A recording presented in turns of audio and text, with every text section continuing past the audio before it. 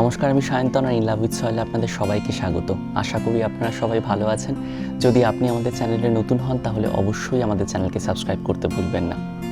আজ অনেক দিন পর রোদ উঠলো and I am feeling so happy, so relaxed. I just try to soak it in. I have no words. আজকে প্রায় 12 থেকে 13 দিন পর রোদ উঠলো। কী যে ভালো লাগছে আপনাদের ঠিক বলে বোঝাতে পারবো না। যাই হোক, প্রসঙ্গে ফিরে আসি। আজ ইভলভুলাস নিয়ে কথা বলবো। একে স্লেন্ডার, ডওয়ার্ফ, মর্নিং গ্লোরিও বলা হয়। আমি জেনারেলি এরকম রোদের মধ্যে ভিডিও করতে খুব একটা অভ্যস্ত নই, কিন্তু আজ রোদটা এত ভালো লাগছে, এত অসাধারণ একটা অনুভূতি হচ্ছে রোদটা পেয়ে, যে ভাবলাম রোদে বসে আজকে ভিডিওটা করি ফর আ চেঞ্জ।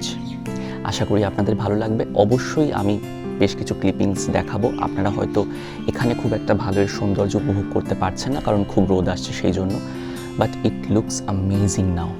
আমি সকালে বেশ কিছু ক্লিপিংস তুলেছি, আমি সেগুলো অবশ্যই আপনাদের সঙ্গে শেয়ার করব। এবার বিষয়ে আসি। খুব সহজে এবং খুব কম পরিচর্যায় আপনি এই গাছ বড় করতে পারবেন। কিভাবে করবেন আমি সেটাই আজকে আপনাদের বলবো। প্রথমেই মাটির কথায় আসবো। আপনি মোটামুটি চেষ্টা করবেন এক কথা যাকে ওয়েল ড্রেন্ড সয়েল বলে সেরকম মাটি ব্যবহার করতে। আপনি যে মাটিটা নিচ্ছেন তাতে গার্ডেন সয়েল খুব একটা বেশি নেবেন না, কারণ এরা খুব ঘন সংবদ্ধ বা কম্প্যাক্ট সয়েল পছন্দ করে না। যে মাটি বেশিক্ষণ জল ধরে রাখে সেই মাটিতে এরা খুব একটা ভালো হয় না, কারণ যদি অতিরিক্ত জল মাটি ধরে রাখে তাহলে পাতা আস্তে আস্তে ফ্যাকাশে হয়ে যায় বা হালকা হলদে হয়ে যায় বা হালকা সবুজ হয়ে যায় এবং ফুলের সংখ্যা সিগনিফিকেন্টলি কমে যায়। কাজে অবশ্যই চেষ্টা করবেন ওয়েল ড্রেন্ড সয়েল ব্যবহার করতে। আমার রেসিপিটা বলি, 30% কোকোপিট, 40% ভার্মি কম্পোস্ট আর 30% পারলাইট। যদি আপনি পারলাইট না পান তাহলে আপনি সমান পরিমাণে চাইলে নদীর সাদা বালি ব্যবহার করতে পারেন। যদি সেটা না আপনার হাতের কাছে থাকে তাহলে আপনি বড় দানার যে বালি পাওয়া যায় সেই বালিও ব্যবহার করতে পারেন। মোটামুটি খেয়াল রাখবেন মাটি যেন ওয়েল ড্রেন্ড হয় এবং সেই অনুযায়ী আপনি আপনার মাটি তৈরি করুন, তাহলেই দেখবেন আপনার গাছ খুব ভালো মতো বেড়ে উঠবে এবং ভালো থাকবে। এরপর বলি আপনারা এই গাছকে কতটা রোদ দেবেন। ইভলভুলাস কিন্তু প্রচণ্ড রোদ ভালোবাসে। দে আর সান হাংরি প্লান্টস। আজ আমি একটু বেশি এক্সাইটেড হয়ে পড়ছি, এত ভালো রোদ আমি এতদিন পর পেয়েছি। বুঝতে পারছি না যে নিজেকে কী করে শান্ত রাখবো। যাই হোক, তো আমি যেটা বলছিলাম, এরা প্রচণ্ড রোদ ভালোবাসে। চেষ্টা করবেন সারাদিন রোদ দিতে। এবং আপনারা যারা ব্যালকনিতে এই গাছ বড় করছেন বা বারান্দায় অনেকে এই গাছ হ্যাঙ্গিং প্লান্ট হিসেবে ব্যবহার করেন, সেক্ষেত্রেও বলবো চেষ্টা করবেন মোটামুটি 6 থেকে 7 ঘন্টা বা তার বেশি যদি দিতে পারেন তাহলে তো খুবই ভালো হয়। রোদ দেওয়ার চেষ্টা করবেন, না হলে কিন্তু এই গাছ একটু লেগি হয়ে যায়, অর্থাৎ ডালপালাগুলো বেশ লম্বাটে হয়ে যায় এবং ফুল খুব একটা ভালো আসে না। কাজেই সেই জন্য চেষ্টা করবেন যতটা সম্ভব রোদ দিতে। আপনি যত বেশি রোদ দেবেন গাছ তত ভালো মতো বেড়ে উঠবে। এরপর সারের কথায় আসবো। শুনলে হয়তো আপনারা অবাক হয়ে যাবেন, এই গাছ খুব একটা সার একদম পছন্দ করে না। বুঝতেই পারছেন, এত ফুল হয় অথচ সার পছন্দ করে না। দে আর অ্যাকচুয়ালি লো ডিমান্ডিং। তো সেই জন্য চেষ্টা করবেন যত দূর সম্ভব কম ফার্টিলাইজার দিতে। আপনি গাছ বসানোর সময় স্লো রিলিজ ফার্টিলাইজার ব্যবহার করে গাছ বসাতে পারেন। আর মোটামুটি আপনার যে টোটাল গ্রোয়িং সিজন আছে সেই গ্রোয়িং সিজনে আপনি 2 মাস অন্তর অন্তর বা মাসে একবার খোল ভেজানো জল ব্যবহার করতে পারেন বা স্লো রিলিজ ফার্টিলাইজার ব্যবহার করতে পারেন, বা আপনার কাছে যে সার আছে অর্গ্যানিক হলে বেশি ভালো হয়, আপনি সেই সার ব্যবহার করুন, তাতেই দেখবেন গাছ খুব ভালো থাকবে। দয়া করে ঘন ঘন ফার্টিলাইজার ব্যবহার করবেন না, প্রত্যেক সপ্তাহে তো নয়, তাহলে কিন্তু আপনি ফুল খুব একটা পাবেন না। গাছ খুব ভালো মতো বেড়ে উঠবে, গাছ তার ভেজিটেটিভ গ্রোথটা অনেক বেশি অ্যাক্টিভ রাখবে, কিন্তু ফুল তৈরি করতে পারবে না বা ফুল তৈরি করবে না। সেই জন্য অবশ্যই বুঝে ফার্টিলাইজার ব্যবহার করবেন। পোকামাকড়ের আক্রমণের কথায় আসি। পোকামাকড়ের আক্রমণ আমি এখনও পর্যন্ত খুব একটা দেখিনি।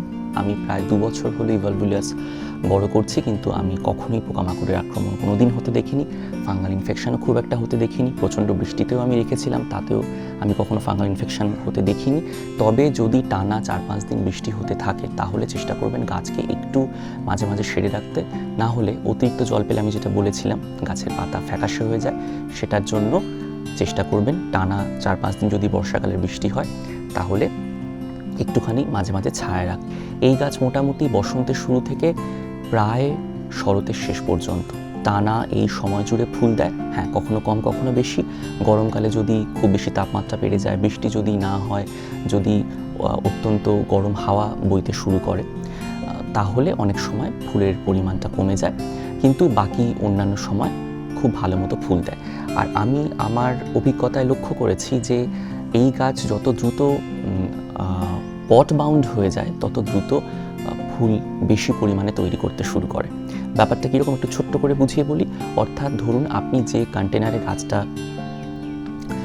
বসিয়েছেন, সেই কন্টেনারে যত দ্রুত গাছ তার শিকড় বাড়িয়ে বাড়িয়ে একেবারে ভরিয়ে ফেলবে বা পট বাউন্ড বা রুট বাউন্ড হয়ে যাবে, ততই দেখবেন গাছ নতুন করে ফুল আনছে।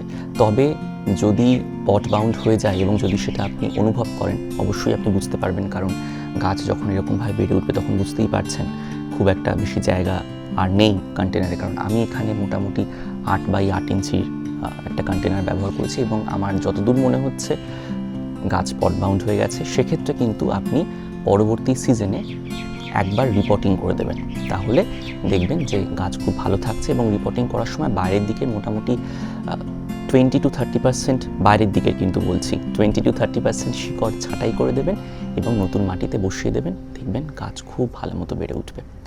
আর শেষে প্রুনিংয়ের কথা একটু বলবো। প্রুনিংয়ের ক্ষেত্রে আমি বলতে চাইছি, যেহেতু এই গাছ খুব একটা বড় হয় না, সেই জন্য খুব একটা প্রুনিংয়ের প্রয়োজন নেই।